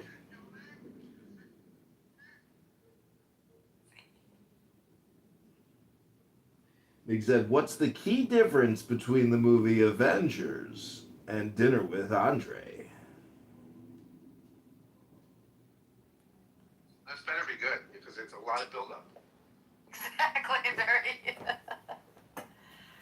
I'm not sure where you're going with that. It's weird because I guess because Wallace Shawn had a play off Broadway recently, My Dinner with Andre came up in my feed again. I was thinking, Love Wallace Shawn. Well, I'm sure he. It's not the riddle of the Sphinx here. What's the key difference between Dinner with Andre and the movie Avengers? What's the connection?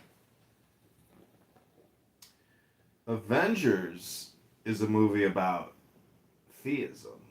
Dinner with Andre is a movie about atheism. I want to watch it again. Have you watched it recently, John? I bought the DVD because McZed told me it was good, and basically it's just two faggot atheists sipping coffee.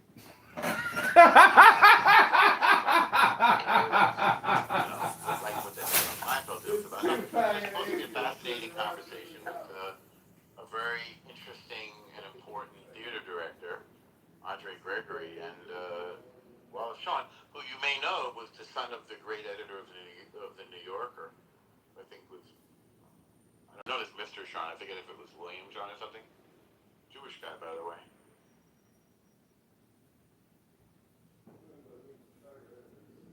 I think Washoe was married to a great short story writer, Deborah Eisenstadt. This is just from memory. Yeah. Kitover's held it against me that I recommended that movie to him because he very much disliked it, even though it seems to have stuck with it for years. Wait, you recommended it years ago? Yes.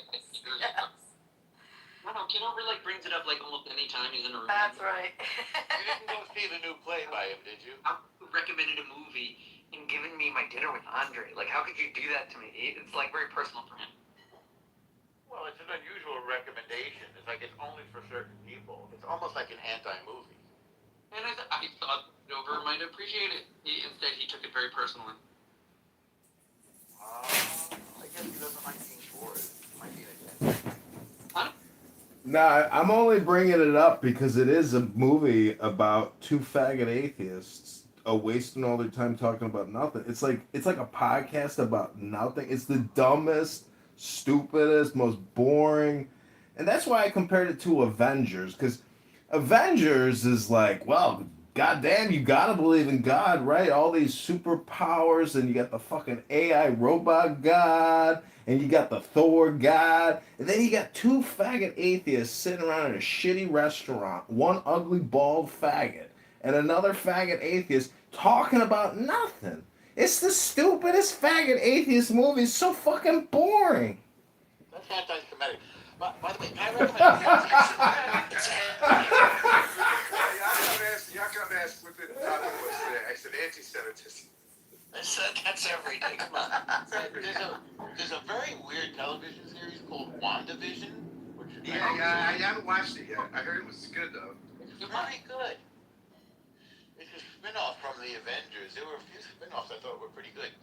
Also, is it Hawkeye? No, it's the Avenger who shoots arrows, played by Jeremy Renner. Right. And it's that's hard. That one's kind of fun. That's Hawkeye. That's Hawkeye. I mean, the comic books went on to lead the West Coast Avengers. That was one of my favorite comic books as a kid. The West Coast Avengers. Hawkeye took Iron Man and Wonder Man, and they moved to LA. And they put the cool Hawkeye.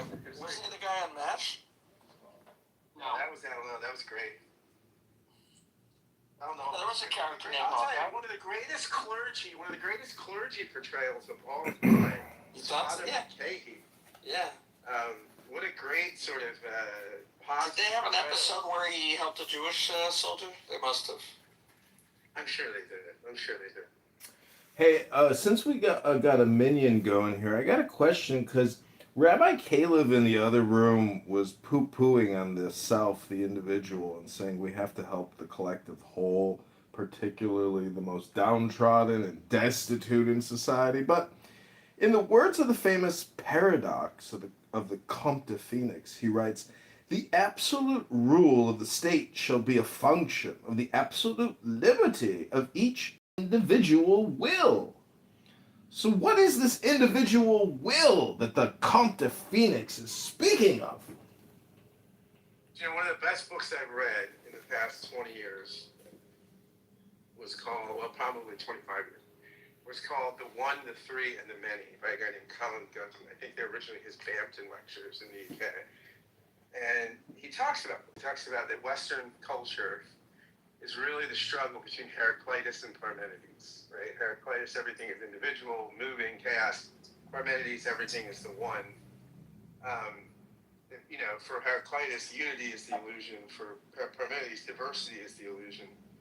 And then this is an ongoing battle, right? And if you say if you go in Heraclitus, you wind up with atomistic individualism and libertarianism and the sort of unregulated excesses of capitalism. If you go with Parmenides, you wind up with statism and collectivism, and people get into sort of Eastern thought that sees everything as the one. So this is the kind of constant tension Gunther sees in the story of the West. See, Shuki has a solution for that. So, Shuki, what do you say? The thing about Muhammad Ben Ghazala, that's kind of the response to what Scott's talking about, the one identity versus the individual will. And Scott, all I gotta say is it's a little bit like being a capitalist and a socialist, which is what we currently are. We are a state-run economy. 45% of our economy is borrowed and spent on the economy. That is the unity of state and economics, and then we have the separation of church and state. But I suggest we separate state and economics because Medicare, Medicaid is not a human right. Mega health groups and healthcare executives that make 1.2 million a year, and the group makes 100 million in revenue for all these community health groups throughout the whole country. It's the biggest tax. It's such a ripoff. I don't like the doctors. Ayn Rand has a chapter dedicated to doctors. The country is not with you on this. The country Yeah. is Too late. 40, I don't know where you get this. The math doesn't. The math isn't matching. 45%. 65% of the country. This is wild. I'm not saying they're right or wrong. I'm just saying 65% of the country is for Medicare for all. 65%. Now you can't get 65% of the people to say sex is good or puppies are cute, but 65% of the culture of the American populace says if we could have health insurance tomorrow, we'd want Medicare for all. No, I'm willing to say puppies are good and sex is good. No, sex is cute and puppies are good. I'm willing to say puppy sex is good because it gives us more puppies. The only thing you can get more than 65% of people in Medicare is an anti-Semitism. I think it's puppyphilia. I think what you call puppyphilia. Yeah, probably. So that's interesting to me why no one runs on this, right? I mean, no one. I mean, it seems like even Well, that guy running for Senate, the Muslim guy running for Senate in Michigan is. Oh yeah, he's a handsome guy. And he can't define it. He can't define it. When someone says, "What is Medicaid for all?" Medicare for all. Medicare. Yeah, sorry, Medicare. Yeah, not Medicaid. That sucks, right? Yeah, Medicare. No, I always Medicaid get does not suck. Medicaid does not suck. No, I know. No, whatever. I always get the two confused. I always have to think before they really need a word that's so different that it's not easily confused. Or care. Exactly. Like, Indigicare. Digicare? Is that what you just said? See, then I would have no problem. Like my brain could separate the two. But 65%. I mean, think about that. That's a huge swath of the country, right? I mean, that's what public policy do you have 65% for? Yeah, free air. I mean, maybe pro-choice at its top was 60, right? I mean, not that all people that were pro-choice were sympathetic to abortions, but I think at the best polling you would get like high 50s, right? Is that right? I think. Let's see. I'm gonna look it up. But that's crazy that so many people want Medicare for all, and that the only really people on the far left advocate for this. I mean, it seems like a winner of the thing if you were a moderate Democrat and you just wanted to get votes, or even a moderate Republican. And by the stuff I've read, again, you got all this stuff. You have to read everything and just make your own judgments. But the stuff I've read is that Medicare for all would ultimately be a cost saver. That ultimately healthcare costs in the country would go. Okay, so you want to know the things that cut above 60%? Yes. Legal abortion, in at least some circumstances, typically holds around 60 to 65%. When the kid's not, like when the baby's not cute.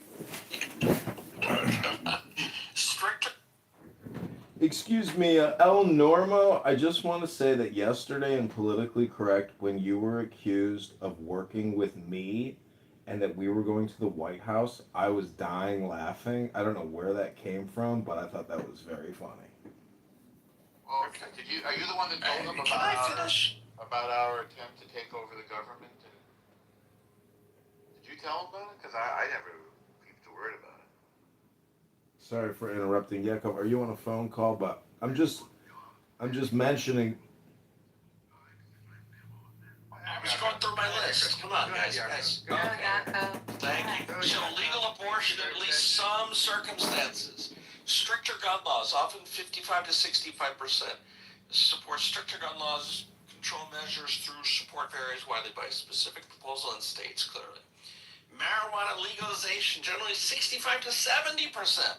Wow, 70%. This is why we're not governed by polls. Well, we're not Switzerland. We're not Switzerland.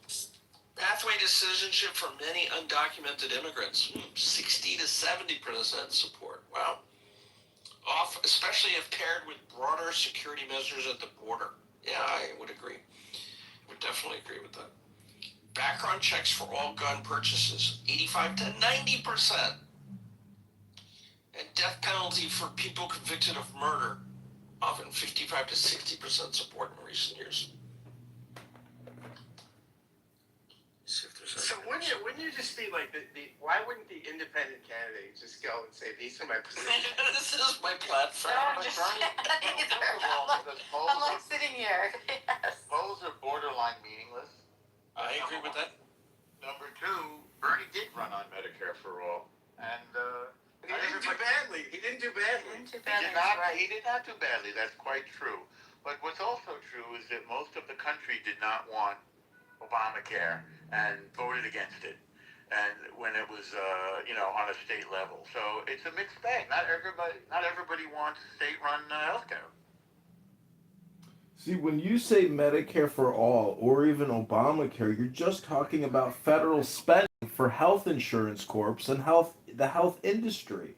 And what is the return on investment on those trillions? Ladies and gentlemen, it's very, very bad. It's mostly for investment banks to continue to make profits for defunct hospital groups, insurance carriers, and big pharma corps that shouldn't be entitled to all these federal profits. Without the federal borrowing spending, they would have no net income. We're living in a fixed, arranged political, financial, industrial complex. If you can't identify this or accurately call it out, you're a fool. And that's okay. That's the beginning of the terror. The fou, le fou.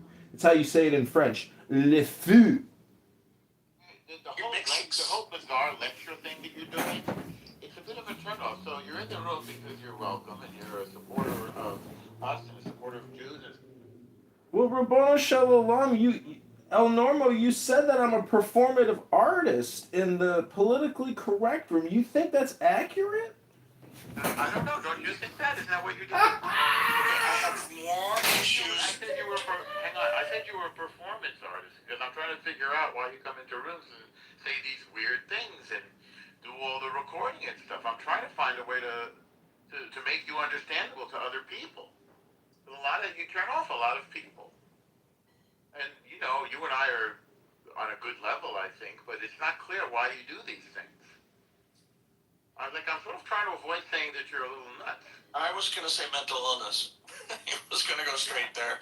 Yeah, I'm trying to avoid. So, what do you want to respond, John, to what I'm saying? I like John. Don't get me wrong.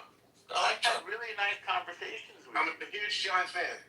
But sometimes you come into a room and you say the weirdest things and nobody knows what to do with them. It's word salad. It's not exactly word salad.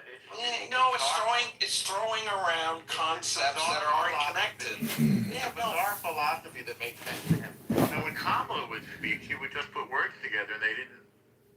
Well, Rabbono Shalom, this is a room. It's called Manic Monday. If you don't like my manic speech, I apologize. I love you all. I pray for your personal peace and your light to enhance. Maybe you could read some Kabbalah, maybe a little poem to enlighten us all, give us a little more light in our lives. We just come in and say Rabbono Shalom, and say, well, all communication is hypnosis. You've come a long way since then. I don't know why they thought that you and I were going to take over the government. Well, they literally said that in Politically Correct last night. He and I were plotting to take over the government. Yeah, well, the FBI. So Scott, I have more issues for the independent campaign platform. But that's not interesting. Listing statistics is not conversation. No, these are things that poll above 65%. Right. It's not conversation to just make a list of statistics. Yeah, we had a good conversation with the last thing, so I disagree. It doesn't.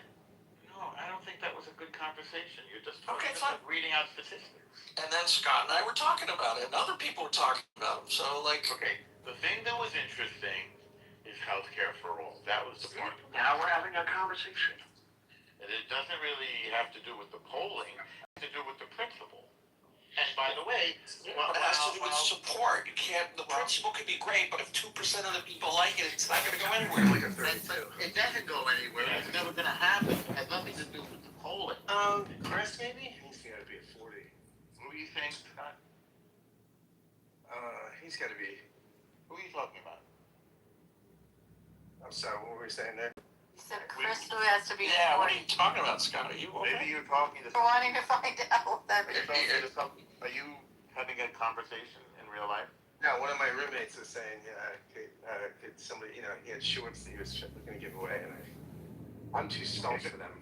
Okay. I thought you were having a seizure or a stroke. I was afraid you were having a stroke. Grace, my 32s are baggy on me.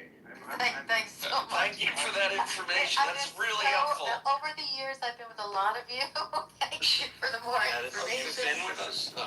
I've lost a lot of weight over the years. Randy, didn't see you there. How you doing, Randy? High protein diet, by the way. That's key. I think high protein. Low carbs. Low carbs and lots of protein. Get lots of protein. This is, although, there's a debate about just how much. I think it's a little excessive. People are saying if you're working out, a lot of the fitness enthusiasts are saying a gram for every pound, which regrets protein. That would for me. Those guys are kind of aging out a little bit. I mean, you're talking that would be like. A chicken breast is like. This is about the perfect 20 grams. This isn't about reasonable candidate. This is about the best candidate that the Democrats have. And I think that the best candidate they have is Gavin Newsom. I agree, because based just on the aesthetic, he's got the best hair, the best suit, the best jawline. Somehow, he left California in ashes, and I've been watching this suit. Somehow, he's relatively a bar might have 30. This is what you want to do. You want to look at the protein. Sardines might have 30. This is what you want to do. You want to take cottage cheese. I'd rather Greek yogurt. Look at the protein bar. Look at the cheese. Times it by 10. Like, let's say it's got 20 grams. Times it by 10, and then see if the protein is more times 10 is more than the calories. Right. If the protein is more than the calories, it's a good protein source. If not, it's just a candy bar with like there are these Gator. Scott, the real question is not how much cum you drink, but how do you cook your New York strip? Do you use butter? Do you use garlic? Do you use salt and pepper seasonings? How do you cook your steak? Garlic. That guy, my eyebrows went up on that one. Is garlic bad for you? Minced garlic is great for your gut health. Next time you cook a delicious New York strip, be sure to put some minced garlic on the top of your New York strip before you eat it with A1 sauce and put it in your mouth. My mouth is just dripping with drool thinking about my next New York strip. What do you have to say? Should you say your piece, please? It's fun. There is 3 chapters in this book. And I think that you all think that is one. So Well, Silvio Berlusconi said that after 20 years of thinking about gay,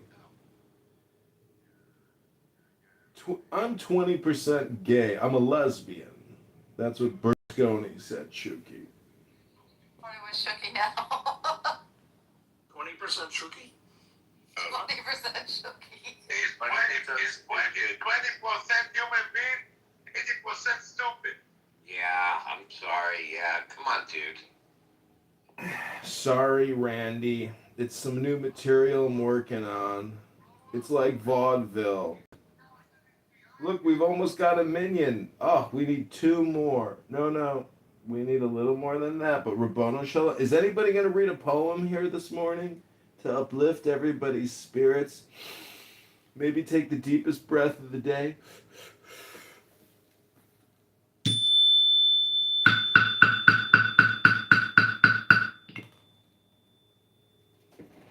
Was that you cleaning out your bong? No, but I got a new outfit on. I got a clown suit on. I'm gonna put a link in the chat. Just for Kitover. No, don't censor him. Please don't censor him, Scott. This is by the great William Carlos Williams. Yeah, these are the plugs. So much depends upon a red wheelbarrow glazed with rainwater beside the white chickens. There you go, everybody. A flexible flyer kind of thing. There you go. That's the great William Carlos. That poem is a fuck you to T.S. Eliot and James Joyce and the paleomodernists. It's saying that, you shouldn't need to know all this Western history and have to know it all to read The Wasteland. That I can write a great poem and just looking at rain and wheelbarrow. Fuck you, T.S. Eliot. There it is. Well, Scott, that's a wonderful thing. It's beautiful. And it is interesting, Randy, that it wasn't the poem that most people think of when they think of their favorite William Carlos Williams poem. And I want to share with you a story about somebody that I was friends with, vaguely friends with. Actually, he wasn't a very popular or nice guy, but I knew him. Somebody I knew in college, whose name was Franz Wright. I don't know if you guys get the New Yorker, if any of you do. Does anybody even read anything on paper anymore? I'm still trying. I still get I listen to AM radio and I read paper. Right.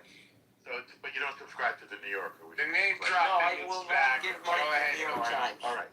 No, I said the New Yorker. Oh, New York is great, yeah. Okay. Do you subscribe to it? Norm, read the poem. It's not a poem. So there was a guy that I knew in college named Franz Wright, whose father was a great poet. And, like a lot of pretentious college students, this guy said he was a poet. Well, he actually was a poet. He was actually a really good poet. He won the Pulitzer Prize a couple years ago for a book of poetry called Walking to Martha's Vineyard. And he was an absolute nutcase. He was completely out of his mind. He had really severe mental illness. He was also a magnificent poet. And there's an article about him. He died a while ago. He kind of smoked himself to death. One of those people that smokes constantly, gets lung cancer, and dies, and whatever it is. Raymond Carver. I don't know if you guys are, if you like literature and poetry. Yeah, we know Raymond Carver. Keep going. I don't know if we do. Let's do the poem. Finish one. No. Finish one. Finish point. Franz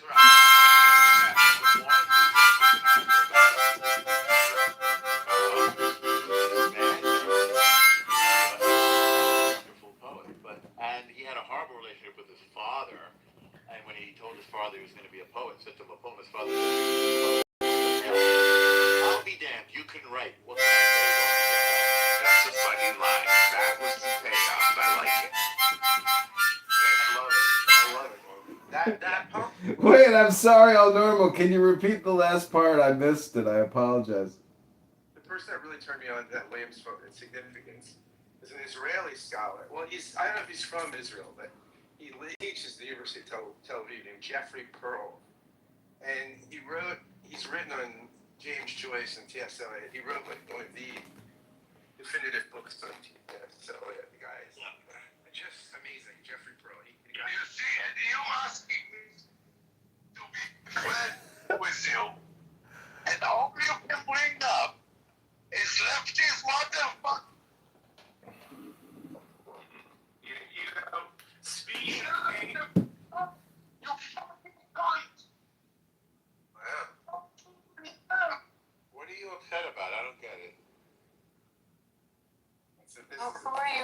interacting with, Shuki? Randy? Yeah. Fucking piece of shit. Lefty motherfucker. Randy is not a lefty motherfucker. I know Shuki has it in his head that I'm a lefty. What did I do now? What is my problem today, Shuki?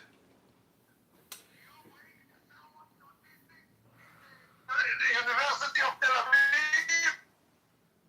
Well, okay. I mean, They're white. all right. They're white. Nope.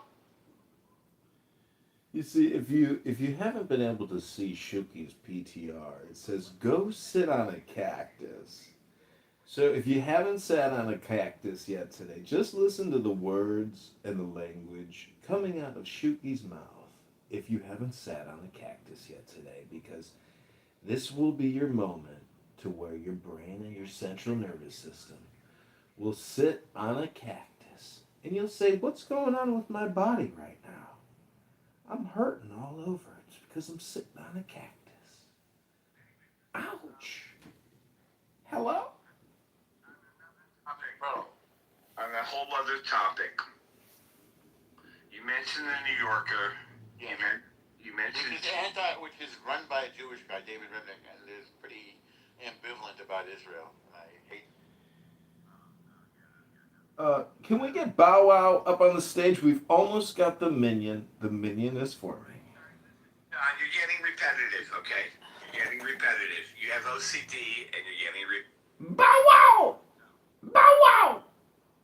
Bring up the patrilineal, please. I need more representation. Doing that. Nobody's doing that. You know it is. Yeah. John, I think it's time for just to maybe start your own room.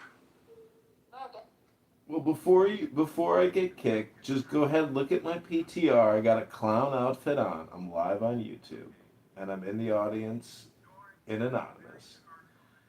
This is a progressive liberal production, produced by John Kitover, executive co-producer Randy L. Normo, Yakov and Scott and Grace. And Grace, if you could just give us a little prayer under your wings. You know, I think someplace in my memory banks I noticed something. I don't know if I thought of you. I'll share it with you. I'll find it. It's one of the best songs. It was a guy that went to college with JFK Jr.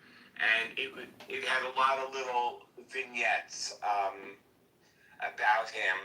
You know, because it was. I was surprised to see him mentioned because he's been dead so long. Well, then they had the TV series on Hulu, whatever it was. You know, John and Caroline Love Story. Love Story. Yeah, Love Story. Right, and brought back a lot of memories and his, and of course, you know, Schlossberg ran for Congress. So the name has been back out there a little, but yeah, no, it was really, you know, JFK Jr. really wanted to be an actor. You know, he loved theater, he loved acting in plays all through college, and he hung out with the jocks. But everybody